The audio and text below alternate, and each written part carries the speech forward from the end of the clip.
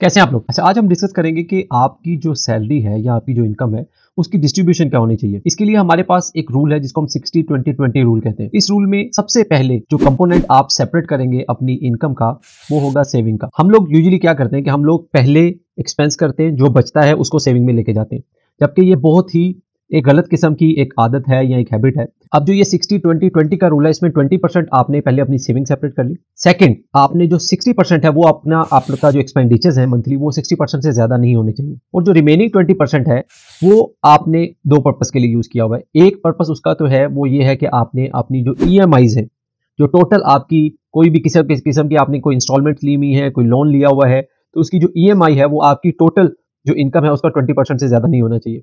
तो 60% आपके एक्सपेंडिचर्स हो गए, 60% आपकी ईएमआई होगी और 20% आपकी सेविंग होगी। तो ये आपकी टोटल इनकम का कंपोनेंट होना चाहिए। आपने सबसे पहले और चीज भी जो बहुत इंपॉर्टेंट करनी है वो है कि आपने अपने 6 मंथ का इमरजेंसी फंड बनाना है। अब 6 मंथ का इमरजेंसी फंड क्या होता है? वो ये होता है कि आपके जो भी एक्सपेंसेस हैं 6 मंथ्स के, वो आपके पास एज अ सेविंग पड़े होने चाहिए, और वो भी करंट अकाउंट में, ऐसे अकाउंट में जहां पर आप उसको इजीली विड्रॉ कर सके। इन फंड्स का मकसद ये होता है कि आपको कोई इमरजेंसी पड़ जाती है, कोई हेल्थ केयर की या किसी और किस्म की इमरजेंसी है, तो आप इन फंड्स को यूज कर सके। वंस आप इस तरह का फंड डेवलप कर लेते हैं, तो उसके बाद आपको जो अपनी सेविंग्स और एक्सपेंडिचर्स को 60-20-20 के रूल पर लेके आना है।